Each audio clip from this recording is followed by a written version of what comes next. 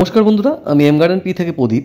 বন্ধুরা, আজকে থাকছে পিসিস অর্কিড অ্যাফাইলাম নিয়ে আলোচনা এবং আমি গাছটা কেমন করতে চাই সেটা নিয়ে আপনাদের সামনে বিস্তারিত থাকবে। গাছগুলো আমি কীভাবে বসাবো সেটা একটা ধরন দেখাবো, কারণও দেখাবো। তো আমি গাছগুলোকে এইভাবে একটা টবে 7টা 6টা এইভাবে প্রতিস্থাপন করেছি। তো গাছটার রূপ হবে, দেখতে পাচ্ছেন ডান দিকে উপরে ছবিটা, এইরকমভাবে রূপ প্রত্যেকটা টবের। সেটা কিন্তু 6 মাস বা 1 বছরের ভিতরে হবে না। এই রূপ নিতে গেলে অন্তপক্ষে বছর 2 লাগবে। কারণ আমি 6টা বসিয়েছি বা 7টা বসিয়েছি, তার কারণ কিন্তু একটাই, আমি সংগ্রহ করলাম গাছগুলোকে। আমার যে মাদার গাছ আছে অ্যাফাইলাম ডেন্ড্রোবিয়ান অর্কিড, সেখান থেকে আমি কাটিং সংগ্রহ করলাম। এই বর্ষার সময় কিন্তু প্রচুর কাটিং হয়, যেগুলো চারা ডাল থেকেই বেরায়। তো আমার এখান থেকে বেশ কিছু কাটিং আমি সংগ্রহ করে গাছগুলোকে একে একে প্রতিস্থাপন করব এবং প্রতিস্থাপন করার লক্ষ্যটা সেটা আপনার সঙ্গে শেয়ার করছি, লক্ষ্যটা কি আছে। তো আমি বেশ কিছু কাটিং একসাথে জোগাড় করে নিয়েছি, যেগুলো বিভিন্ন রকম সাইজের, দেখতেই পাচ্ছেন কাটিংগুলো একদম রেডি। এগুলোকে খালি বসানো অপেক্ষা। এই সময় যেহেতু বর্ষার নেমে গেছে, তো এই সময় কাটিং বসালে খুব সহজেই গাছগুলো ধরে নেবে। আমি বেশ কিছু গাছ আগেও বসিয়েছি, সেগুলো আছে। আর এইগুলো যেগুলো বসাচ্ছি, সেগুলো কীভাবে বসাচ্ছি সেগুলো কিন্তু আপনার সঙ্গে সম্পূর্ণভাবে শেয়ার করব।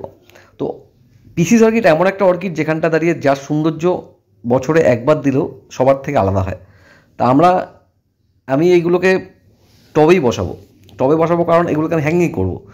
তো আমি প্রথমেই বললাম যে 5টা 6টা 7টা করে বসাচ্ছি। তার পিছনে কারণ একটাই, একটা কাটিং বসালে সেই কাটিং থেকে 10টা 15টা কেন বেরিয়ে ঝুলতে অন্তপক্ষে প্রতি বছর যদি একটা করে বেরোয় 7 বছর 8 বছর লেগে যাবে। আমি প্রথমে টবের নিচে দিয়েছি ঝামাইট, তারপরে দিয়েছি আমি কাঠকয়লা, তারপরে আবার ঝামাইট দিয়ে তারপরে গাছগুলোকে বসাবো। একদম নিচে ঝামাইট দেওয়ার একটাই কারণ, যে জলটা নিচের দিকে যায়, সেখানে যদি কাঠকয়লা থাকে, কাঠকয়লাগুলো সবসময় অতিরিক্ত জল ধরে রাখবে। তা আমি কাঠকয়লাগুলো একটু উপরে রাখছি, ঝামার প্রথম স্তর ঝামা, তারপরে কাঠকয়লা দিচ্ছি। ঝামাটা যাতে, কাঠকয়লাটা যাতে অধিক পরিমাণে জল না ধরে থাকে, কারণ জল ধারার সাথে নিচে যাবে, নিচেরটাই সবথেকে বেশি জল ধরে থাকে, সেখানে দাঁড়িয়ে আমি ওই জন্যই কাঠকলাটাকে মিডিলে রেখেছি।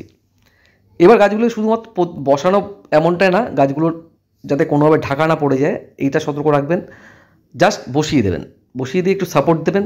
দিন 10 যাবে না, 10 দিন 15 দিন দেখবেন গাছ কিন্তু শিকড় ছাড়তে শুরু করেছে। আস্তে আস্তে গাছ টবে জড়াতে শুরু করবে এবং শিকড় ছাড়তে শুরু করবে।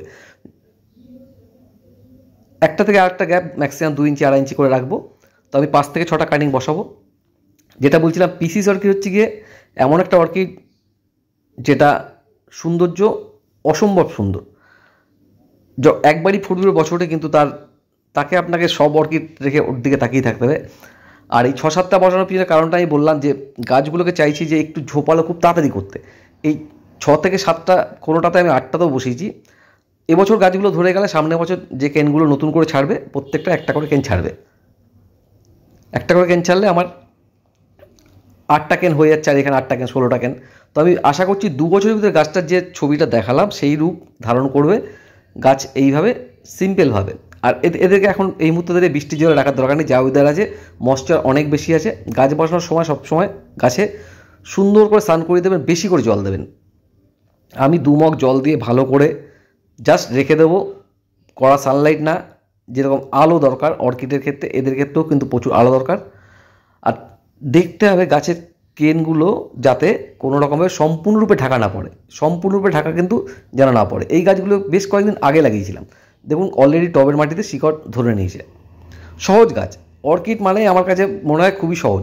শুধুমাত্র মিডিয়ার উপর নজর দেবেন, আর কিছু করতে হবে না। মিডিয়া, লাইট, জল, এই তিনটে হচ্ছে অর্কিডের প্রধান উপাদান বলতে পারেন। যে মিডিয়া যদি ঠিক থাকে, সেক্ষেত্রে আপনার অর্কিডে ফাঙ্গাস আসবে না।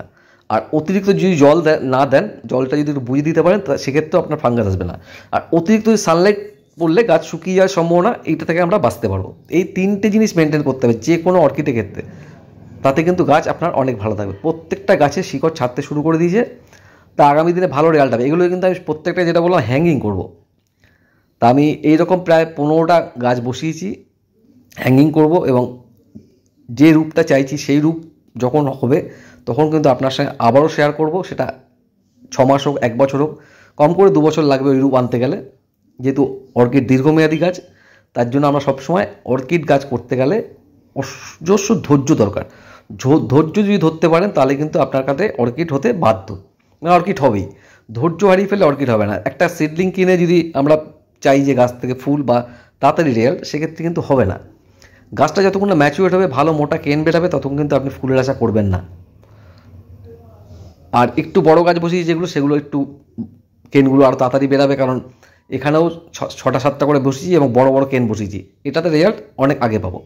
তো এটা একদম সিম্পল ছিল। যারা অর্কিড এই ধরনের করতে চান বা হ্যাঙ্গিং করতে চান, এইভাবে করতে চান, একটা গাছ নিয়ে বসাবেন না, বসালে অন্তত 2-4-5টা গাছ বসাবেন, রেজাল্ট